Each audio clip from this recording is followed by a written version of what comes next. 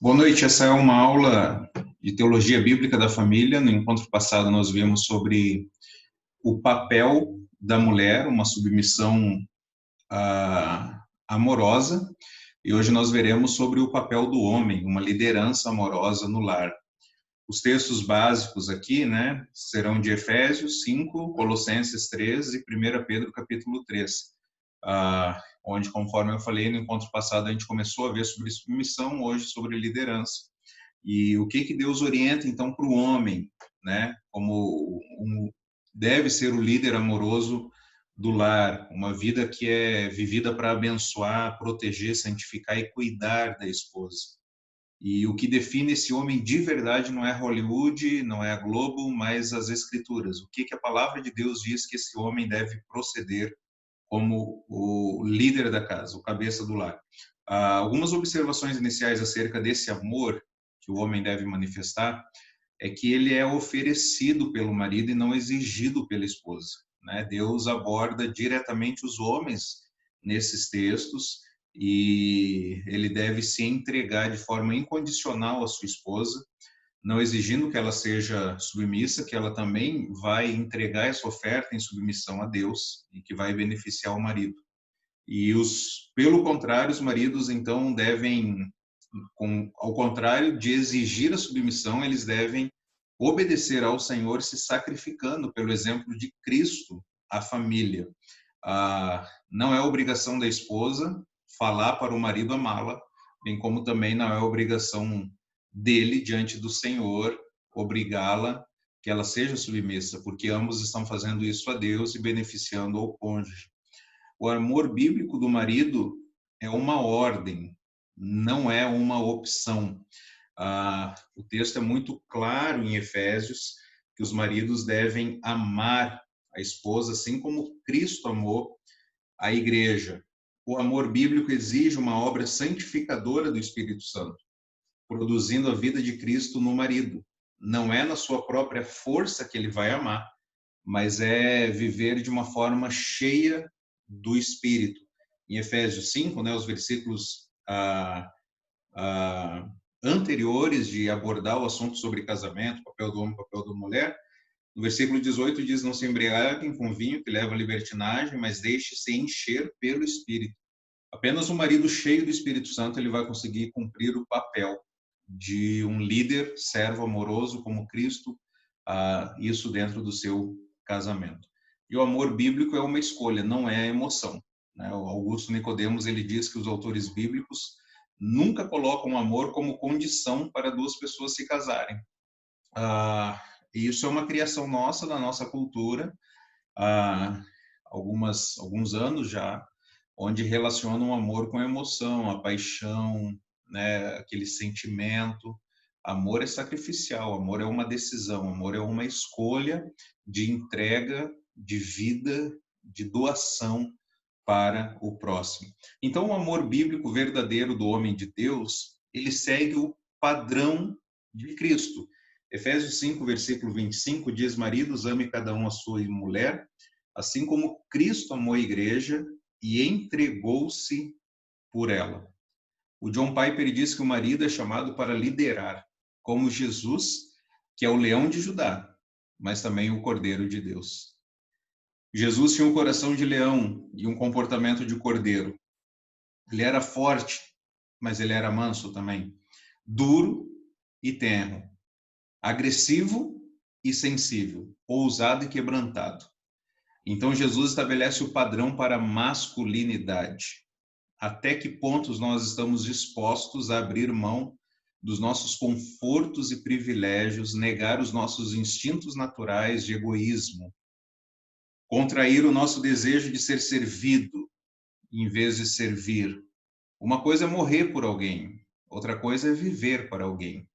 Então, um exercício que nós podemos fazer acerca do amor que o marido deve manifestar no lar é pegando 1 Coríntios 13, que descreve lá como que é o amor, E é interessante, um parênteses aqui, que ali é um texto que está se refletindo ao exercício de uma vida cristã, num contexto de igreja, de irmãos que estão usando os seus dons. E o caminho mais excelente é esse amor, ok? Então, o amor, diferente de uma emoção, o amor é uma decisão. Então, vamos colocar a palavra marido ao invés da palavra amor. E nós podemos ler da seguinte forma: o marido é paciente e bondoso. O marido não é ciumento, nem presunçoso. O marido não é orgulhoso, nem grosseiro. O marido não exige que as coisas sejam à sua maneira. O marido não é irritável, nem rancoroso. O marido não se alegra com a injustiça, mas sim com a verdade. O marido nunca desiste, nunca perde a fé, sempre tem esperança e sempre se mantém firme. Então, o marido é o líder, conforme o estilo de liderança de Jesus em João 13, em que lavou os pés dos seus seguidores e nos deu a ordem de imitá-lo. O líder do lar é o líder servo do lar. O líder que não serve, não serve. Então, marido, você abre mão dos seus direitos. Alguns exemplos como o maior pedaço, o melhor lugar, a primeira escolha. Você se oferece para fazer as tarefas desagradáveis do lar ou exige que a esposa faça. Depois de um dia de duro trabalho, ao chegar em casa, você busca aliviar a esposa das tarefas pesadas que ela carrega. Em segundo lugar, o amor bíblico implica no pastoreio da esposa. Versículo 26 a 27. Para santificá-la, tendo purificado pelo lavar da água mediante a palavra, e para apresentá-la a si mesmo como igreja gloriosa, sem mancha, nem pulga, coisa semelhante, mas santa e inculpável. O marido, ele promove o crescimento espiritual da esposa e a protege, algo que Adão não fez com Eva. Em 1 Coríntios 3,7 diz que o marido trata a esposa com dignidade e carinho, e diz que a falta desse tratamento pode inibir a oração conjugal e as respostas de oração. 1 Coríntios 14, versículo 35 diz que se a esposa tem dúvidas, ela deve perguntar em casa para o marido. Então, o marido, ele cerca a família com a palavra de Deus. Isso não significa que o homem tem que saber mais do que a esposa sobre a Bíblia, mas ele deve se preocupar com o desenvolvimento espiritual dela. Algumas áreas para o pastoreio familiar: oração com a esposa, um culto doméstico, o treinamento espiritual dos filhos, o ensino da esposa, encorajamento no seu crescimento espiritual, pureza no lar, padrões de entretenimento, envolvimento missionário da família, com ofertas, com viagens missionárias, liderança nas decisões, com relação ao namoro dos filhos, as questões financeiras, relacionamentos com pais. Sobre o julgo desigual, Augusto Nicodemos diz o seguinte: uma das razões pela quais desaconselhamos veementemente que uma mulher crente se case com um homem descrente é exatamente porque ele não terá condições de exercer o papel de santificador da esposa, de ser o líder espiritual. As jovens que estão planejando se casar com um homem que não é crente devem ponderar seriamente esse aspecto. Elas não terão o apoio, a liderança e o estímulo espiritual que somente um marido crente pode trazer. A verdade é que não basta que o marido seja crente para que isso aconteça. Ele terá de ser crente dedicado, viver em comunhão com Deus e assumir plenamente seu papel de líder espiritual da esposa. E o rapaz que está pensando em se casar deve pedir a Deus que o prepare para o casamento, para que possa vir a assumir tais responsabilidades. Você, marido, você permite que a esposa tenha tempo disponível para fazer devocional?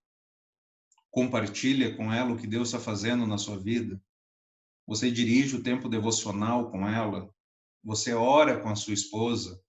Você confronta e conforta a esposa na vida cristã?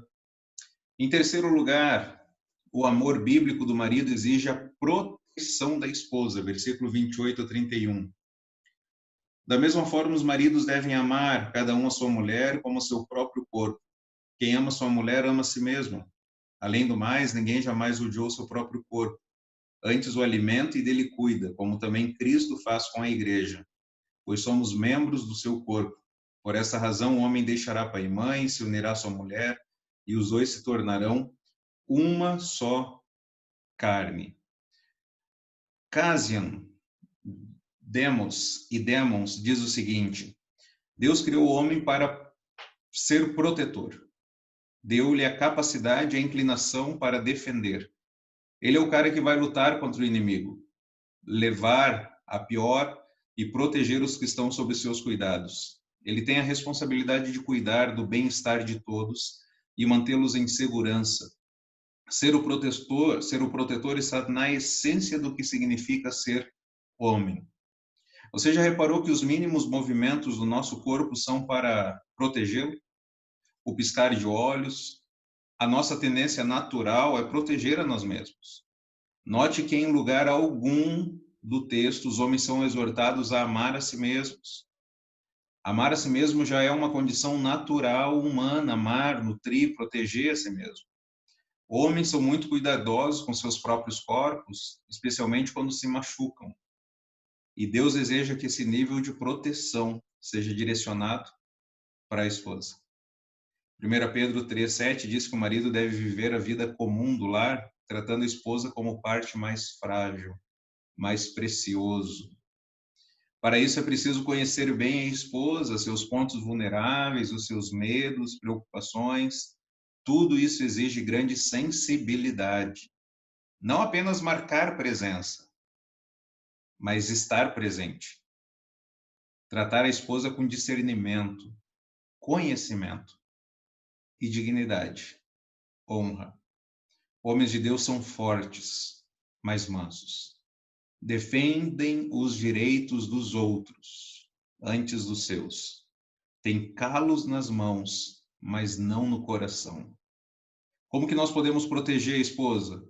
Não exigindo sacrifícios delas, não colocando sobre os ombros delas o peso das decisões difíceis, o discipulado dos filhos, a disciplina dos filhos, preocupando-se com os detalhes do bem-estar delas. Viver a vida comum do lar, segundo Augusto Nicodemos, é habitar de forma calma e confortável, buscar o prazer, contentamento e satisfação dela, prover as suas necessidades, protegê-la das injúrias e abusos, perdoar suas faltas, confortá-las e socorrê-las nas enfermidades, ter sempre a melhor opinião sobre ela e suas atitudes, e esforçar-se para promover o seu bem-estar espiritual e material. Em Colossenses diz para não tratar com amargura. O verbo tem a ideia de ser amargo, chato, irritante. É um atrito causado pela impaciência e a falação impensada.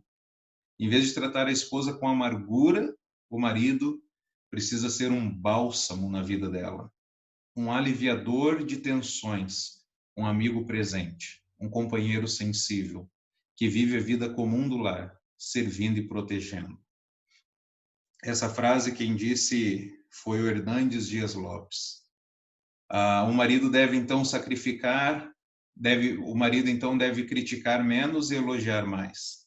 Provérbios 31:19 diz que a esposa é elogiada às portas da cidade. Maridos, mesmo que a esposa trabalhe fora, o peso da provisão recai sobre os seus ombros. Você defende a sua esposa do ataque de terceiros, como dos filhos, por exemplo, da mãe, do pai, dos irmãos. Você sabe quais são as dores que a sua esposa está enfrentando hoje?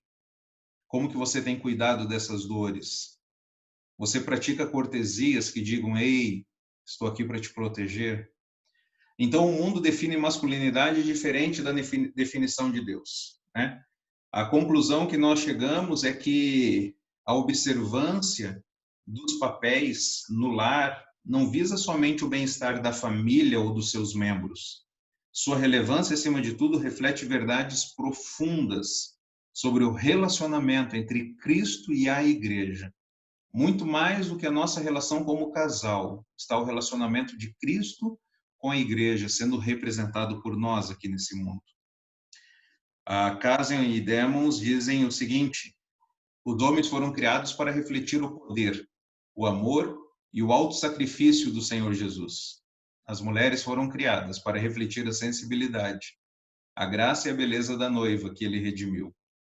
E o casamento foi criado para refletir a aliança e a união de Cristo e a sua noiva.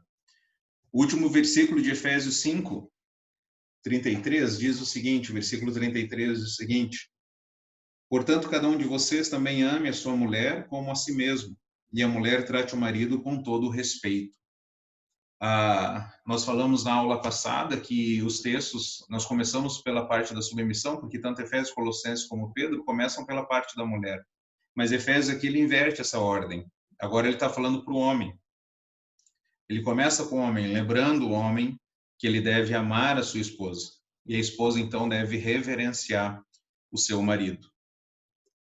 A grande ideia que nós temos nesse texto, é que o homem verdadeiro está disposto não somente a morrer pela família, mas a viver por ela também. A vida comum no lar.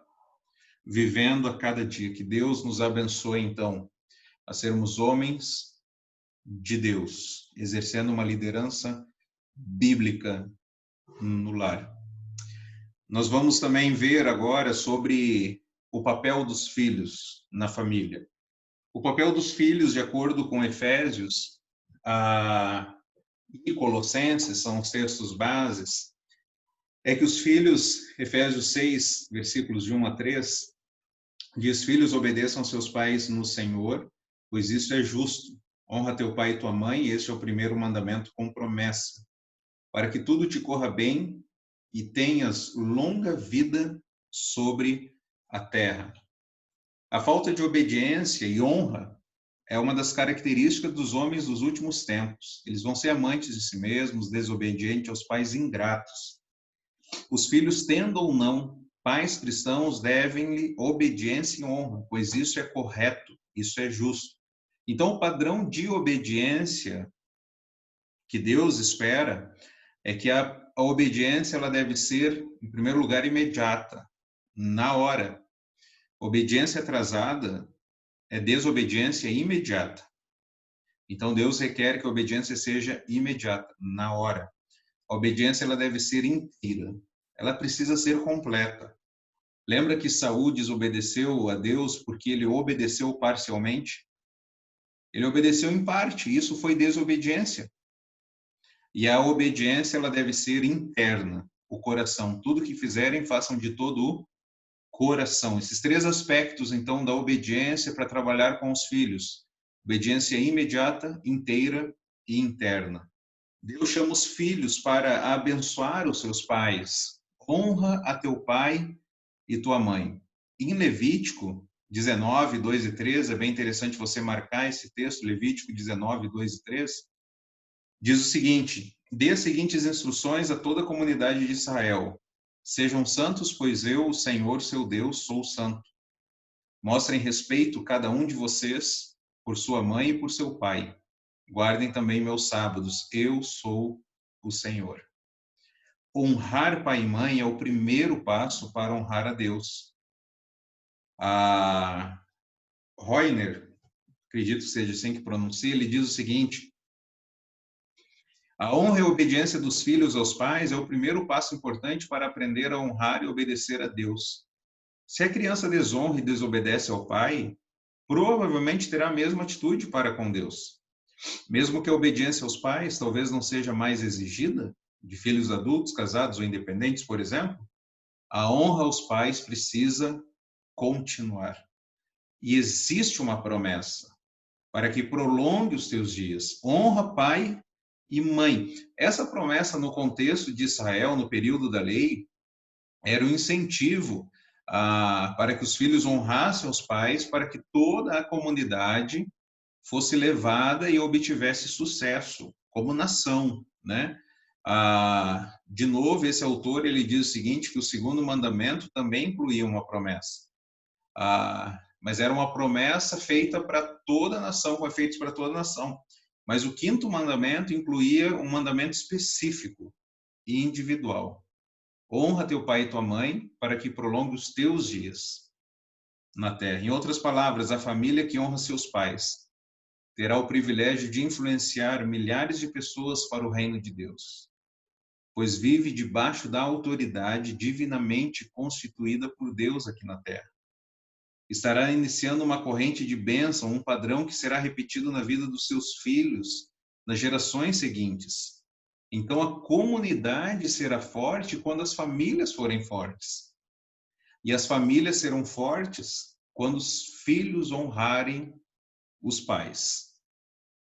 E é interessante, depois você pode ver lá o que Deus orientava para fazer com os filhos rebeldes lá no Antigo Testamento. Deuteronômio 21, 18 a 21. Filho rebelde, a rebeldia era tratado com consequência dura, morte, né? O mesmo autor aqui, Reuner, ele diz o seguinte: o mesmo princípio geral do Antigo Testamento pode ser aplicado no Novo. Ou seja, que obedecer e honrar pai e mãe culminarão em bem-estar e vida longa sobre a terra. Novamente haverá exceções à regra, mas o princípio geral continua.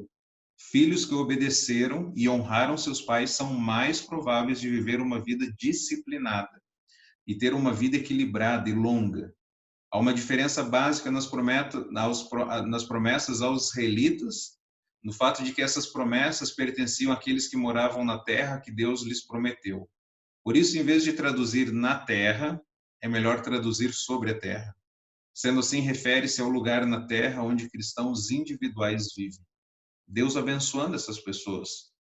Elas vão ter uma vida digna, vão viver em disciplina, honrando pai e mãe. Conforme o mesmo autor diz, é bem provável que existam exceções, mas via de regra, eles terão vida longa, porque aprenderam a honrar pai e mãe.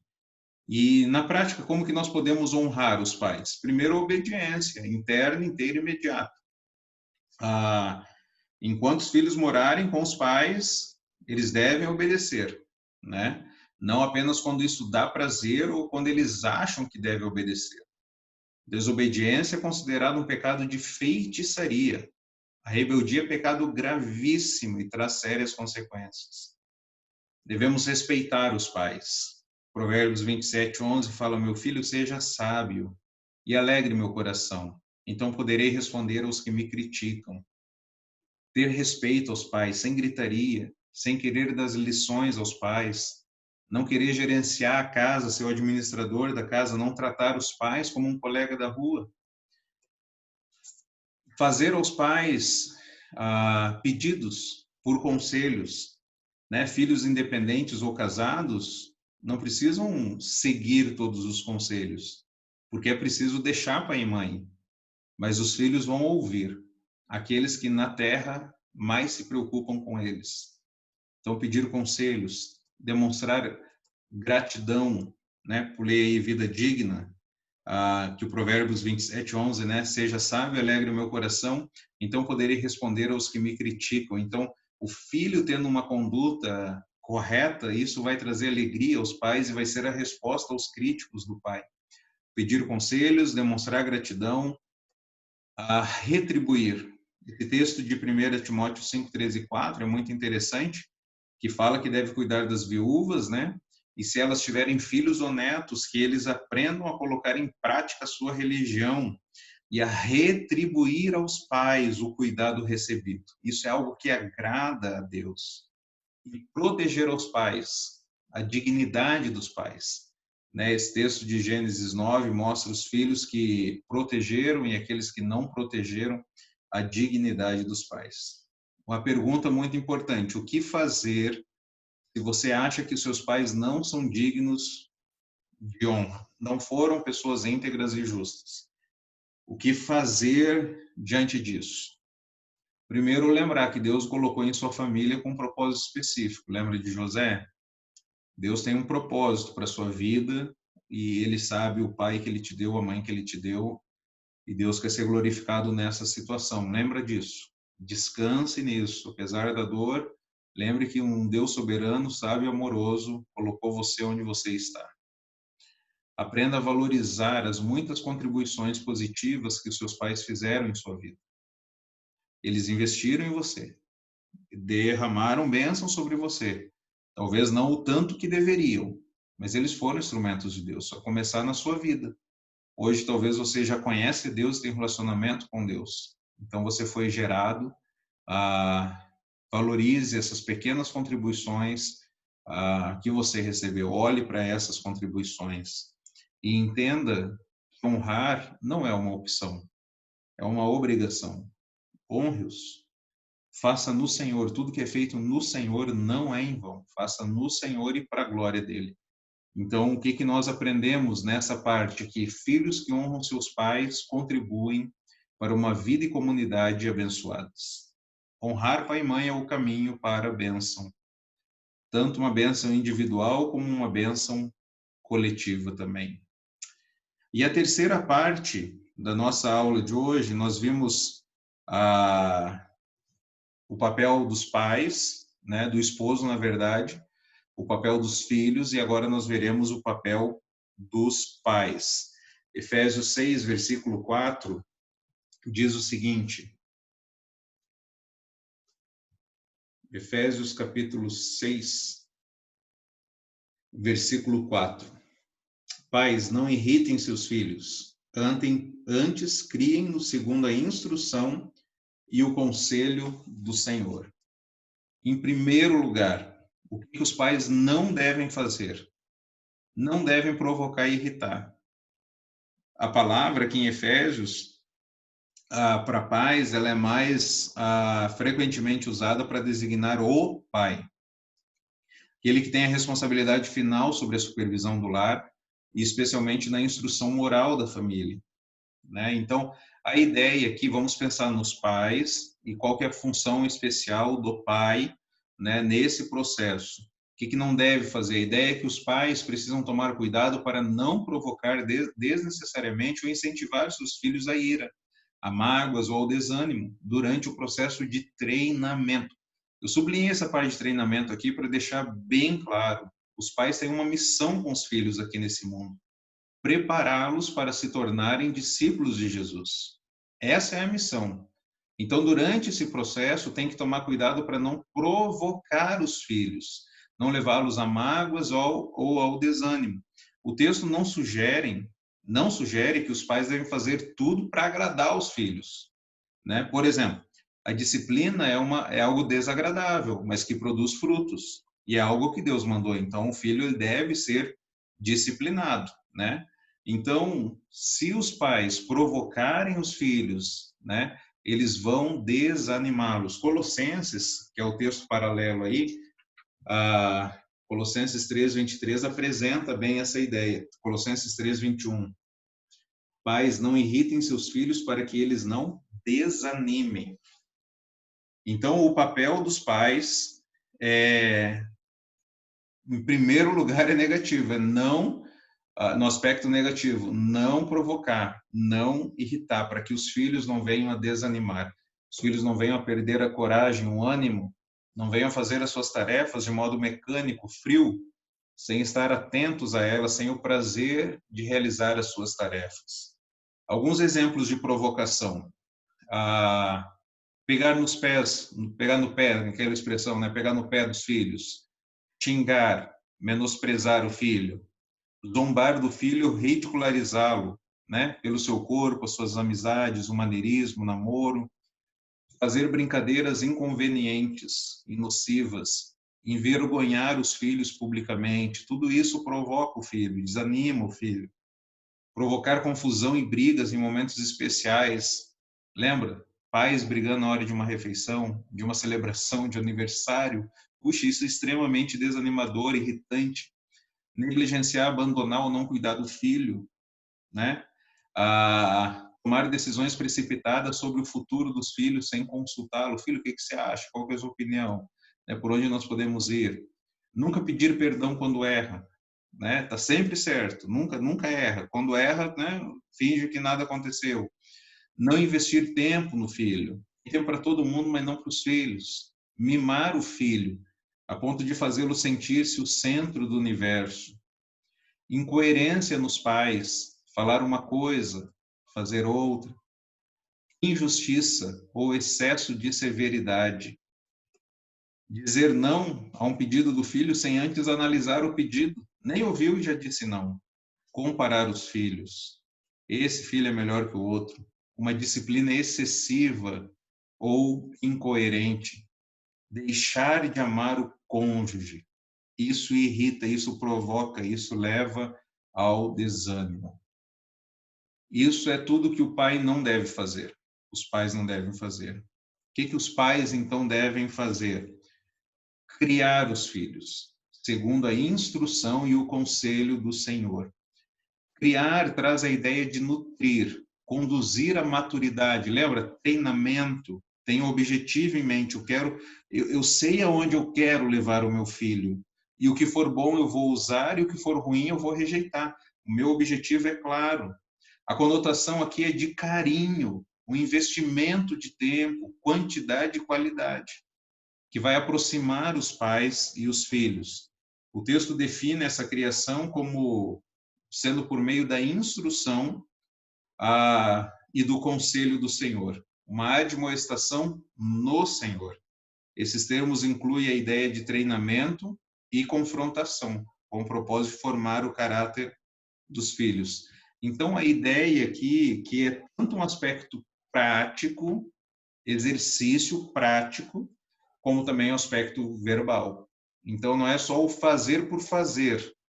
Tem o fazer, mas também tem a parte teórica, a instrução, algo verbal, né? Inculcar na cabeça dos filhos a palavra do Senhor.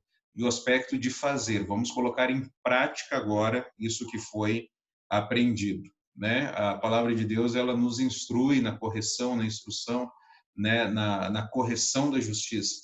Então, tem momentos que vai haver um processo disciplinar nesse treinamento, uma correção de rotas, ok? Então, mas tudo isso de forma cristocêntrica e não antropocêntrica. Tudo isso tendo o Senhor como fonte do ensino, o que Deus falou e o que Deus revelou na sua palavra. Então, o que que nós aprendemos aqui nessa terceira parte do papel dos pais, né?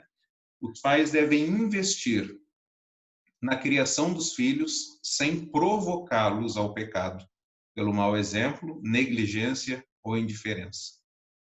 Invista no seu filho, treine o seu filho, capacite o seu filho, discipule o seu filho, faça dele um discípulo de Jesus, mas sem provocá-lo ao pecado, sem dar mau exemplo, sem ser negligente ou indiferente nesse processo.